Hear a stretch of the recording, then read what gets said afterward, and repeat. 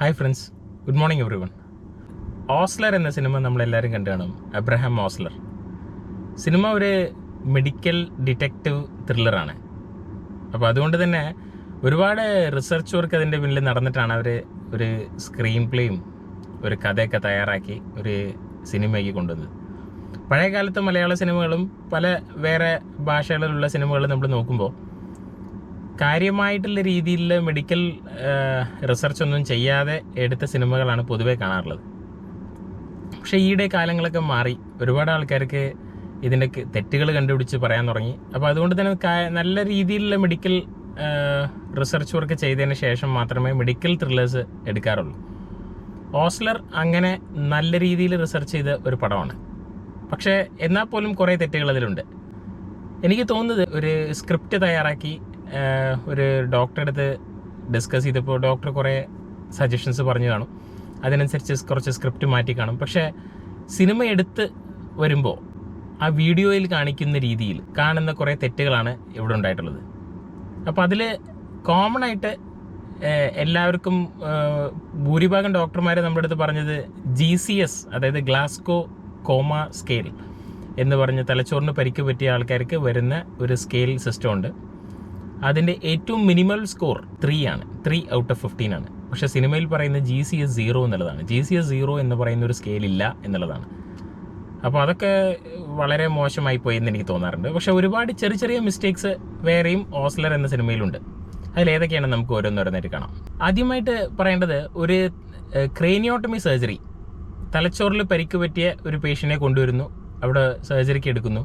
അതിൽ നോക്കിയാൽ surgeon surgery ചെയ്യുന്നതിന് മുന്നേ ലൈറ്റ് അഡ്ജസ്റ്റ് ചെയ്യുന്നത് കാണാം. അത് വളരെ മോശമായിപ്പോയി. ബിക്കോസ് ഗ്ലൗസ് ഇട്ട് കംപ്ലീറ്റ്ലി സ്റ്റെറൈൽ എൻവിറോൺമെൻറ്റിൽ വരുമ്പോൾ ലൈറ്റ് പിടിച്ച് അഡ്ജസ്റ്റ് ചെയ്യുന്നത് എന്ന് പറയുന്നത് വളരെ തെറ്റായ കാര്യമാണ്. ഓഫ് കോഴ്സ് ഒരുപാട് ഓപ്പറേഷൻ തിയേറ്ററിൽ ലൈറ്റ് അഡ്ജസ്റ്റ് ചെയ്യാൻ വേണ്ടിയിട്ടുള്ള ഒരു ഹോൾഡർ ഉണ്ടാവും, അത് സ്റ്റെറൈൽ ആയിട്ടുള്ള ഹോൾഡർ ഉണ്ടാവും. പക്ഷേ ഇദ്ദേഹം ഇതിൽ പിടിക്കുന്നത് റിമ്മിലാണ്, അതായത് ആ ലൈറ്റിൻ്റെ ഔട്ടർ ആസ്പെക്റ്റിൽ പിടിച്ചിട്ടാണ് ഒരു ലൈറ്റ് അഡ്ജസ്റ്റ് ചെയ്യുന്നത്. രണ്ടാമത്തെ ഒരു കാര്യം, ഒരു പോസ്റ്റ് ഗ്രാജുവേറ്റ് അനസ്തീസിയ റെസിഡൻറ്റിന് ലെക്ചർ ഹാളിൽ എന്താ കാര്യം എന്നുള്ളതാണ്. ഒരു മെഡിക്കൽ കോളേജിലും പോസ്റ്റ് ഗ്രാജുവേറ്റും അണ്ടർ ഗ്രാജുവേറ്റും തമ്മിലുള്ള ഇൻട്രാക്ഷൻ വരുന്നത് ഹോസ്പിറ്റലിനുള്ളിൽ മാത്രമാണ്. നോൺ ക്ലിനിക്കൽ സബ്ജക്ട്സ് അല്ലാതെ ക്ലിനിക്കൽ സബ്ജക്ട്സ്, അനസ്തീസിയ എന്നുള്ളത് ഒരു ക്ലിനിക്കൽ സബ്ജക്റ്റാണ്.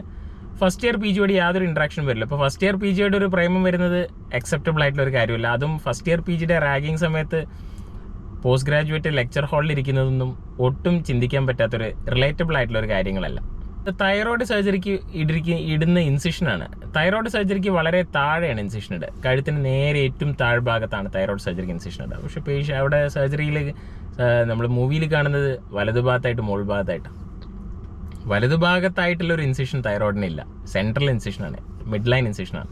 പിന്നെ തൈറോയ്ഡ് സർജറിക്ക് മാസ്ക് ഹോൾഡ് ചെയ്തിട്ട് സർജറി എന്ന് പറയും. കംപ്ലീറ്റ്ലി ജനറൽ അനസ്തീസിയ കൊടുക്കാതെ വെറും ഒരു മാസ്ക് മാത്രം പിടിച്ചും കൊണ്ട് തൈറോയ്ഡ് സർജറി ചെയ്യുന്നതായിട്ട് കാണിച്ചിരുന്നു.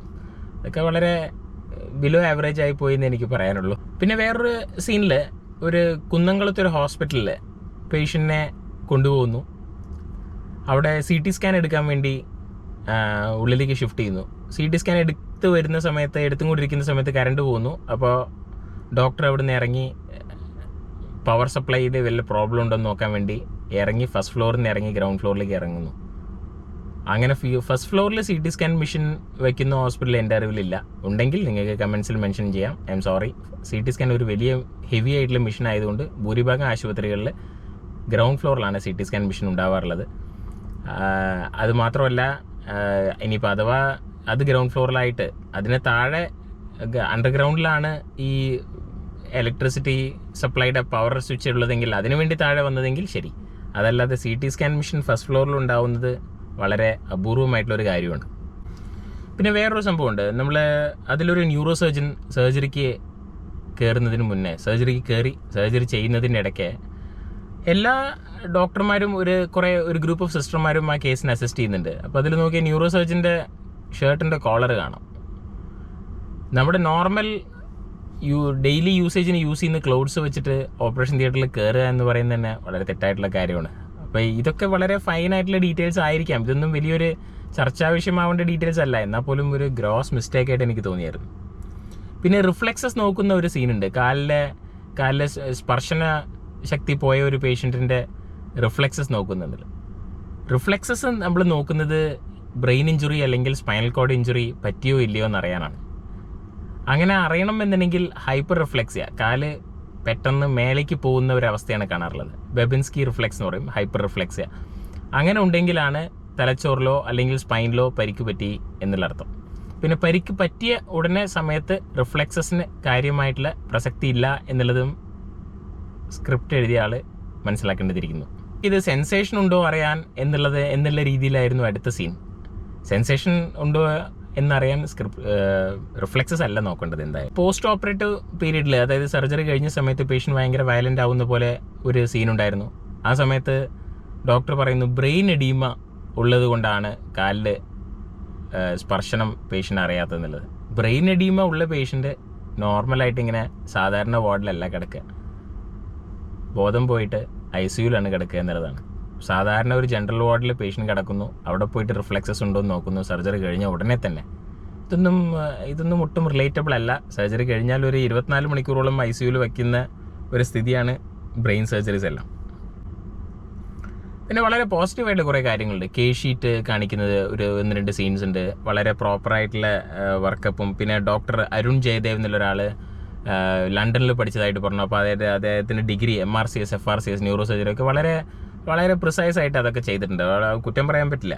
പിന്നെ 11 സൈസ് സ്കാൽപ്പൽ ഉപയോഗിച്ചിട്ടാണ്, ബ്ലേഡ് ഉപയോഗിച്ചിട്ടാണ് ഓരോ മർഡറും കമ്മിറ്റ് ചെയ്തിരിക്കുന്നത്. അതുകൊണ്ട് വളരെ പിയേഴ്സിങ്ങും വളരെ പോയിൻറ്റിങ് ആയിട്ടുള്ള ഇൻസ്ട്രുമെൻ്റ് ആണ് എന്നുള്ള രീതിയിൽ പറയുന്ന പല ഫൈൻ ഡീറ്റെയിൽസ് വളരെ നന്നായിട്ട് ചെയ്തിട്ടുണ്ട്. അതിൽ യാതൊരു സംശയമില്ല. പിന്നെ വളരെ ഷോക്കിംഗ് ആയിട്ട് എനിക്ക് തോന്നിയത് ബെയ്ലി ആൻഡ് ലവ് എന്നുള്ള പുസ്തകത്തിൻ്റെ 2nd എഡിഷൻ്റെ ഒരു ഫോട്ടോ അവിടെ കാണിക്കുന്നു എന്നുള്ളതാണ്. നമ്മൾ മനസ്സിലാക്കേണ്ടത് Bailey and love 1st edition വന്നത് 1927 എങ്ങാണ്ടാണ്. അതിൻ്റെ റിവൈസ്ഡ് എഡിഷൻ വന്നത് 1935. ആ കാലഘട്ടത്തിൽ കളർ പിക്ചേഴ്സ് ഇല്ല. അപ്പോൾ മഞ്ഞ കളറിലൊരു പുസ്തകം കാണിക്കുന്നതിൽ ഒരർത്ഥമില്ല. പിന്നെ ഇത് 2nd എഡിഷൻ എന്നുള്ളതാണ്. 2nd എഡിഷൻ പ്രോബ്ലി അതിന് 5-10 കൊല്ലം കഴിഞ്ഞിട്ടായിരിക്കും വന്നിട്ടുണ്ടാവും. ഞാൻ കുറേ തപ്പി നോക്കി 2nd എഡിഷൻ എവിടെയാണ്, 2nd എഡിഷൻ്റെ ഏതെങ്കിലും ഒരു പിക്ചർ കിട്ടുമെന്നുള്ളത് എനിക്ക് കിട്ടിയില്ല. പക്ഷേ 20ാമത്തെ എഡിഷൻ 17ാമത്തെ എഡിഷൻ ആ സമയത്താണ് 1975 ശേഷമാണ് 20ാമത്തെയും 17ാമത്തെയും എഡിഷൻ വന്നത്. അപ്പോൾ 1989 MBBS പഠിക്കുന്ന സ്റ്റുഡൻറ്റ് ഈ പുസ്തകം വായിച്ചിട്ടുണ്ടെങ്കിൽ, അല്ലെങ്കിൽ പോസ്റ്റ് ഗ്രാജുവേഷൻ പഠിക്കുന്ന സ്റ്റുഡൻറ്റ് ഈ പുസ്തകം വായിച്ചിട്ടുണ്ടെങ്കിൽ അത് പ്രോബബ്ലി ഒരു 17ാമത്തെ അല്ലെങ്കിൽ 20ാമത്തെ ആ സമയത്തുള്ള എഡിഷൻ ആയിരുന്നു. അതല്ലാതെ 2nd എഡിഷൻ ബുക്ക് എന്ന് പറഞ്ഞാൽ വിൻറ്റേജ് കളക്ഷനാണ്. അത് ഈ സിനിമയിൽ എവിടെ ചേർക്കേണ്ട ഒരു കാര്യം ഉണ്ടായിരുന്നില്ല. വളരെ തെറ്റായിപ്പോയി. ഒരു സിനിമയായിട്ട് കണ്ടാൽ പോരെ ഡോക്ടർ, എന്തിനാ ഇത്ര കോംപ്ലിക്കേറ്റ് ചെയ്യുന്നത്? തീർച്ചയായിട്ടും കോംപ്ലിക്കേറ്റ് ചെയ്യേണ്ടതില്ല. ഞാൻ ഈ വീഡിയോ എടുത്തതിൻ്റെ പ്രധാന കാരണം കുറച്ചും കൂടി നമ്മുടെ സിനിമകളെ റിഫൈൻ ചെയ്യാൻ പ്രൊഡ്യൂസർമാരും ഡയറക്ടർമാരും ചിന്തിക്കണം എന്നുള്ളത് കൊണ്ടാണ്. നമ്മൾ യൂറോപ്യൻ അല്ലെങ്കിൽ അമേരിക്കൻ സിനിമാസിൽ പോലും ഇത്തരം മിസ്റ്റേക്സ് ധാരാളം കാണാറുണ്ട്. നമ്മൾ ഹൗസ് MD എന്ന് പറയുന്നൊരു പോപ്പുലർ ആയിട്ടുള്ളൊരു TV സീരീസ് ഉണ്ട്. അതിൽ പോലും മിസ്റ്റേക്സ് നമ്മൾ ധാരാളം കാണാറുണ്ട്. അതിൽ കംപ്ലീറ്റ്ലി ഒരു മെഡിക്കൽ കോമഡി TV സീരീസാണ്. അതിൽ ധാരാളം മിസ്റ്റേക്സ് നമ്മൾ കാണാറുണ്ട്. അപ്പോൾ മിസ്റ്റേക്സ് ഇപ്പോൾ എല്ലാത്തിലും ഉണ്ടാവും. പക്ഷേ ഈ സിനിമയെ തീർച്ചയായിട്ടും അപ്രിഷ്യേറ്റ് ചെയ്യേണ്ടതുണ്ട്. ഒരുപാട് കോംപ്ലിക്കേറ്റഡ് ആയിട്ടുള്ള ഒരു മെഡിക്കൽ ത്രില്ലറാണത്. മെഡിക്കൽ സയൻസിൽ ഒരുപാട് ആസ്പെക്ട്സ് വന്നു പോകുന്ന ഒരു കഥ. അതിനെ ഇത്രത്തോളം ധൈര്യത്തോടെ പബ്ലിക്കിലേക്ക് കൊണ്ടുപോകുക എന്നുള്ളത് നിസ്സാരമായിട്ടുള്ള ഒരു കാര്യമല്ല. ആൻഡ് ആക്ടിങ് പറയേണ്ട, ഭയങ്കരമായിട്ടുള്ളൊരു കാസ്റ്റിംഗ് ആയിരുന്നു. എല്ലാവരും നല്ല ടോപ്പ് ആക്ടേഴ്സ് നന്നായിട്ട് അഭിനയിച്ചിട്ടുണ്ട്, നന്നായിട്ട് കഥ കൊണ്ടുപോയിട്ടുണ്ട്. പക്ഷേ ഡോക്ടർമാരാരും ഈ സിനിമ കണ്ടിട്ട് ഹാപ്പിയല്ല. അതെന്തുകൊണ്ട് വെച്ചാൽ അതിലത്തെ ഇത്തരം മിസ്റ്റേക്സ് ആണ്, അക്സെപ്റ്റ് ചെയ്യാൻ പറ്റാത്ത രീതിയിലുള്ള മിസ്റ്റേക്സ്. അതുകൊണ്ട് പറഞ്ഞു എന്നേ ഉള്ളൂ. സിനിമ വളരെ നല്ലൊരു സിനിമയാണ്, ഒരു ഇൻട്രസ്റ്റിംഗ് വാച്ചാണ്. അത് എന്തായാലും കാണാം. ഇതൊരു സിനിമയുടെ റിവ്യൂ അല്ല. അത് റിവ്യൂ ചെയ്യാനുള്ള വിവരം എനിക്കില്ല. ഞാൻ മെഡിക്കൽ കാര്യങ്ങൾ പറഞ്ഞു എന്ന് മാത്രമേ ഉള്ളൂ. Thank you so much.